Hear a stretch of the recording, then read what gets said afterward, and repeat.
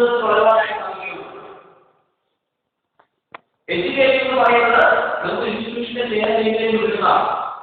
അത് ഉപയോഗപ്പെടുത്തി ബാക്കിയുള്ള കാര്യങ്ങൾ സമൂഹത്തിൽ സ്വീകരിച്ച് നമ്മുടെ ജീവിതത്തിൽ ഇൻപുട്ടായിട്ട് കൊടുക്കുകയും മാത്രമേ നമ്മുടെ ഔട്ട്പുട്ടാകുന്ന ഗോൾ റീച്ച് ചെയ്യുവാനായിട്ട് നമുക്ക് സാധിക്കുള്ളൂ.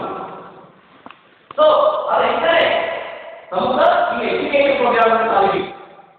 ഇവിടെ നമ്മൾ കമ്പ്യൂട്ടർ ലിറ്ററസിയാണ് ചെയ്യാം. എന്തിനാണ് കമ്പ്യൂട്ടർ ലിറ്ററസി എന്താ ചെയ്യുന്നത്?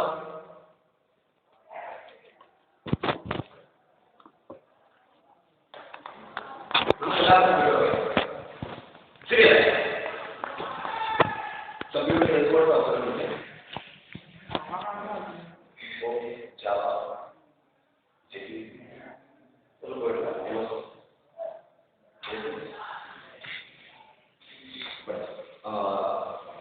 Excel work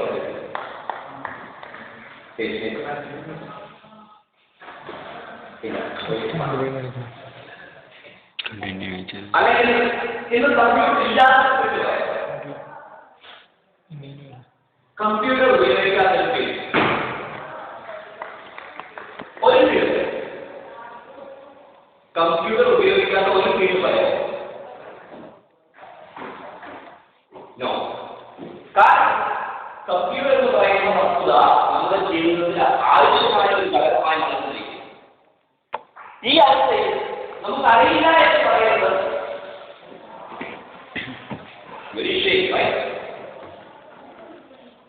കാരണം കമ്പ്യൂട്ടർ എന്ന് പറയുന്നത് ജീവിതത്തിൽ ആവശ്യമായിരിക്കെ നമ്മൾ പഠിപ്പിക്കണം. ഇത് പഠിക്കാനുള്ള ഒരു അവസരമാണ് നമ്മൾ കമ്പ്യൂട്ടർ ലിറ്ററസി പ്രോഗ്രാം എന്ന് പറയുന്ന സംഭവം നൽകുന്നത്. എങ്ങനെ? 1990 ഇന്ത്യയിൽ കമ്പ്യൂട്ടർ ലിറ്ററസി റേറ്റ് 6.2% ആയിരുന്നു. 6.2% ആയിരുന്നു. ഇപ്പോൾ 1990 ആരാണ്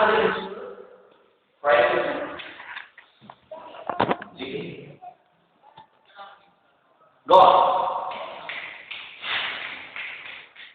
1990 ഇന്ത്യ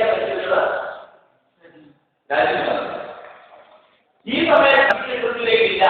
സോ കമ്പ്യൂട്ടറിലേക്ക് ഇൻക്രീസ് ചെയ്യുവാനായിട്ട് ഒരു വിഷൻ ഒരു ഗ്രൂപ്പ് ഓഫ് പീപ്പിൾ അക്കോമഡേറ്റ്. അതിന്റെ ഹെഡായിരുന്നു ഡോക്ടർ പവൻ മൽഹാൻ. ഇവർ ഹെഡ് കമ്മിറ്റിയായിരുന്നു.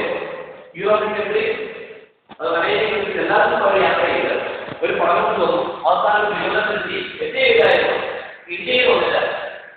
നമ്മൾ വിദ്യാഭ്യാസം കൊടുക്കുന്നുണ്ട്. വിദ്യാഭ്യാസത്തോടൊപ്പം തന്നെ നമ്മൾ കമ്പ്യൂട്ടർ ലിറ്ററസി ഇൻക്രീസ് ചെയ്യാനുള്ള കോഴ്സ് ആഡ് ചെയ്യണം. ആഡ് ചെയ്താൽ മാത്രമേ അത് കമ്പ്യൂട്ടർ ലിറ്ററസി പ്രോഗ്രാമുകളിൽ തോന്നുന്നു. പോരാത്തത് ഇന്ത്യയിൽ വിദ്യാഭ്യാസത്തോടൊപ്പം വിദ്യാഭ്യാസം വേറെ ചെയ്യുന്നു. പകരം നമുക്കറിയാം നമ്മൾ ഒരുപാട് കുട്ടികളെ പഠിക്കുന്നുണ്ട്. നമുക്ക് എവിടെന്താവും പാസ്സായി പോകും. എന്തിനാ പഠിക്കാൻ